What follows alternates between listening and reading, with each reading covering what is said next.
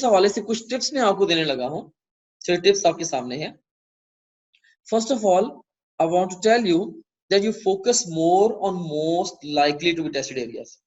अब basic maths में, या जिसको हम जनरल मैथ भी कह देते हैं, ये वही मैथ है जो कि आपने अपने मिडिल क्लास तक, इवन मैट्रिक की क्लासेस तक आपने पढ़ी है, या जो ए लेवल ओ लेवल के स्टूडेंट्स हैं जिन्होंने ओ लेवल में उन्होंने जो मैथमेटिक्स पढ़ी है, बेसिकली वो बेसिक मैथ है, राइट। तो इसमें बेसिक मैथ में बहुत सारे एरियाज हैं, ऑफ कोर्स वो भी एक बड़ा ब्रॉड सब्जेक्ट है, लेकिन उसमें भी एग्जाम की बायस है। एग्जाम कुछ पर्टिकुलर एरियाज को ज्यादा फोकस करता है, राइट। कुछ पर्टिकुलर एरियाज को एग्जाम ज्यादा फोकस करता है। तो आप लोगों ने क्या करना है, आपने जो most likely to be tested areas हैं उनको ज्यादा फोकस करना है। वो कौन से हैं उसमें देखें। उसमें एक तो बेसिक अलजेब्रा है, इसके अलावा fractions, decimals, problems, ratios, probability and percentages. खास तौर पे रेशियोज, प्रोबेबिलिटी एंड परसेंटेजेस ये एग्जाम फेवरेट है। Exam love to ask about the ratios and the probabilities and the percentages.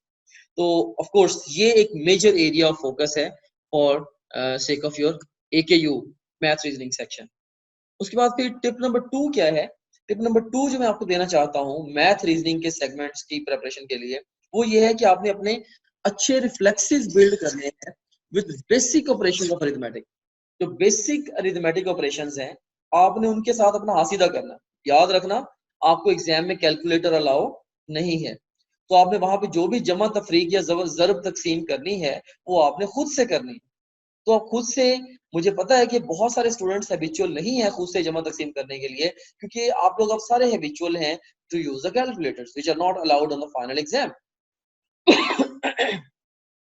तो इसके लिए जो मैं रिकमेंडेशन दूंगा वो ये दूंगा कि आप जो बेसिक ऑपरेशंस हैं इनके लिए कुछ प्रैक्टिस के जरिए अपने रिफ्लेक्सेस बिल्ड कर लें। आगे चल के मैं आपको ये भी बताऊंगा कि प्रैक्टिस कैसे करनी है, बहरहाल अपने अपने रिफ्लेक्सेस बिल्ड करने हैं, राइट। उसके बाद फिर नेक्स्ट टिप नंबर 3 पे मैं जाऊंगा कि learn certain procedures like working out with fractions and decimals and figuring out the averages. अब ये कुछ प्रोसीजर्स हैं, जैसे फ्रैक्शन के साथ काम करना, राइट, या डेसिमल्स के साथ काम करना, या फिर इस तरह से एवरेज वगैरह निकालना। कुछ ऐसे ये कॉमन प्रोसीजर्स हैं, आपने इन प्रोसीजर्स को भी सीख लेना।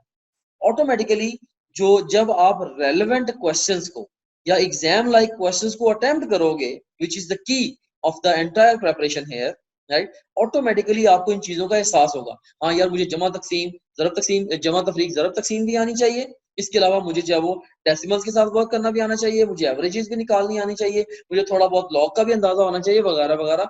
ऑटोमेटिकली जो है क्या होगा, आपको अंदाजा होता जाएगा, अच्छा हाँ ये चीजें रिक्वायर्ड है इसके लिए, राइट। सो आपने जहाँ पे बेसिक अरिथमेटिक ऑपरेशंस के अंदर अपने रिफ्लेक्सेस बिल्ड करने हैं, तो आपने कुछ जो प्रोसीजर्स हैं आपने उनको भी सीख लेना है, जैसे कि इस स्लाइड पे मैंने लिस्ट की है। उसके बाद फिर टिप नंबर 4 जो मैं देना चाहूंगा वो ये देना चाहूंगा कि जो बेसिक मैथमेटिक्स है आप उसको रिव्यू कर लें। इसको रिव्यू करने के कई सारे तरीके हैं। बेसिक मैथमेटिक्स को रिव्यू करने के कई सारे तरीके हैं, राइट। आपने जिन बुक से बेसिक मैथमेटिक्स को पढ़ा है उसको रिव्यू कर लें, लेकिन उसमें चांसेस ये है कि बहुत सारे कंटेंट आप ऐसा भी रिव्यू करेंगे जो कि AKU के कैंडिडेट्स के लिए इंपॉर्टेंट नहीं है।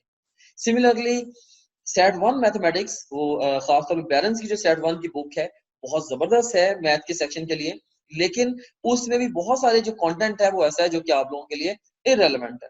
और अब पूरी की पूरी किताब को पढ़ने बैठ जाए, समझने बैठ जाए, of course it's gonna take plenty of time, तो it's not gonna help you इधर, राइट। और इसमें मैं ये भी नहीं चाहता कि मैथ और साइंस रीजनिंग के सेक्शंस के चक्कर में आप जो आपके जो दूसरे साइंस सब्जेक्ट्स हैं, फिजिक्स, केमिस्ट्री, बायोलॉजी वगैरह, आप उनकी स्टडी को छोड़ ही दें, राइट।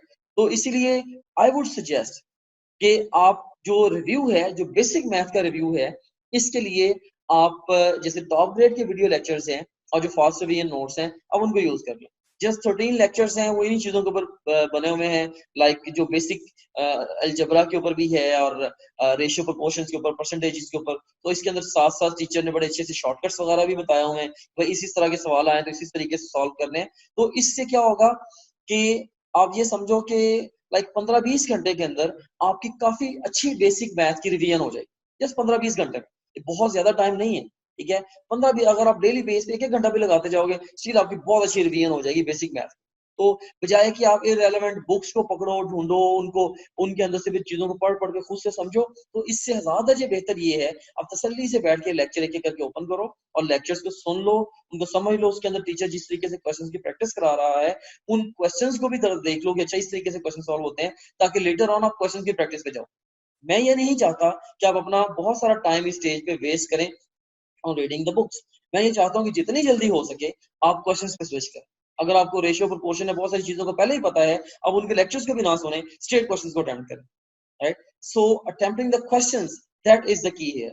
एनीवेज, अगर आप बेसिक मैथमेटिक्स को रिव्यू कर लेंगे एक दफा, सारी की सारी जो बेसलाइन आपकी दोबारा अगर फ्रेश हो जाएगी, इससे आप मोर कॉन्फिडेंट फील करेंगे और आप क्वेश्चंस को बेहतर प्रैक्टिस करने की पोजीशन में आ जाएंगे। ऑलराइट, उसके बाद फिर नेक्स्ट जो टिप मैं आपको देना चाहता हूं, that is the tip number 5, कि practice past and pattern questions. जो पास्ट क्वेश्चंस हैं के यूके और जो पैटर्न क्वेश्चंस हैं मैथ के सेक्शन के, आप उनको प्रैक्टिस करें, पास्ट भी और पैटर्न भी, राइट? तो अब आप ये पूछ सकते हैं कि सर पास्ट क्वेश्चंस जो हैं इसके वो हमें कहां से मिलेंगे, उसका तो कोई सोर्स है ही नहीं। नो डाउट कि एकेयू ऑफिशियली अपने पास्ट पेपर्स किसी को नहीं देता। I am using the word officially, right? लेकिन ऑफ कोर्स बहुत सारे स्टूडेंट्स हर साल एग्जाम में अपियर होते हैं, और अगर आप भी कोई एमसीक्यू बेस्ड एग्जाम दे के आए, तो एग्जाम रूम से बाहर आके अगर आप अपनी किताब खोलें, आपको हर टॉपिक से याद आता जाएगा कि हाँ यहाँ से ये वाला एमसीक्यू आया था, एंड सो ऑन। तो इसी तरीके से अगर इस तरीके से ओवर द सेवरल इयर्स बहुत सारे स्टूडेंट्स की एफर्ट के साथ जो है वो डिफरेंट डिफरेंट जो पास क्वेश्चंस हैं उनका पूल एक इकट्ठा हुआ होगा, राइट? कुछ हमने भी इसके अंदर पर्सनल एफर्ट करके हमने उस सारे पूल को कंपाइल किया है, लाइन अप किया है, उसके ऑथेंटिसिटी को डिफरेंट तरीकों से टेस्ट किया है, और हमने उसको पास पेपर्स की शक्ल में सिस्टम के अंदर फीड कर दिया होगा, राइट? हमारे पास ओवरऑल 20 ईयर से ज्यादा के पास पेपर्स हैं, लेकिन उनको अभी रिसेंटली ही इनको मैंने समहाउ इनको अक्वायर किया था in the final compiled form, तो उनको हमने एंटर करना शुरू किया हुआ है इन द सिस्टम। अब तक हम तकरीबन कोई जो लास्ट 2013 से लेके अब तक के जो पास पेपर्स हैं इनको हम फीड कर चुके हैं, not only for science reasoning and general math और basic math, but also for the science subjects as well, right? तो पास क्वेश्चंस या पैटर्न क्वेश्चंस की जो प्रैक्टिस है, दिस इज द की है। तो हमारा जो जनरल मैथ का या बेसिक मैथ का जो सेक्शन है लॉजिकल रीजनिंग का, उसके अंदर हमने पास क्वेश्चंस को ऐड कर दिया हुआ, राइट? सो वहां से स्ट्रेट अवे पास क्वेश्चन को प्रैक्टिस कर सकते हैं। खासतौर पे साइंस रीजनिंग में, मैथ और साइंस रीजनिंग के अंदर 2000, क्योंकि 2013 से पहले साइंस रीजनिंग थी ही नहीं, ये 2013 में इन्होंने अपने उसके अंदर ऐड की है, अपने टेस्ट के अंदर ऐड की है। तो उससे पहले लाइक साइंस रीजनिंग का सेगमेंट था ही नहीं। एनीवे 2013 से ऑनवर्ड्स हमने सारे सब्जेक्ट्स को फीड कर दिया है, और उससे बैकवर्ड्स हम आहिस्ता आहिस्ता बाकी पेपर्स को भी फीड करते चले जा रहे हैं। मे बी वो 2-3 हफ्तों में और भी काफी सारा पूल ऐड हो जाएगा। हमारा मिशन यही था कि हम एटलीस्ट जो लास्ट 10 ईयर्स के पेपर्स हैं ये बच्चों को जरूर करा दें, राइट?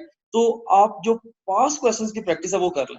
बल्कि अगर आप मेरे से पूछें कि बेस्ट तैयारी मैथ के सेक्शन की क्या हो सकती है, या ये जो आपका व्हाट वी कॉल इट के जो बेसिक मैथ का जो सेगमेंट है या साइंस मैथ रीजनिंग का जो सेगमेंट है, इसकी बेहतरीन तैयारी क्या है इस वक्त बेहतरीन तैयारी क्या है, स्मार्ट टेस्ट और टू द पॉइंट तैयारी क्या है, कि आप सारे के सारे पास पेपर पकड़ें, सारे क्वेश्चन को अटेम्प्ट करना शुरू करें।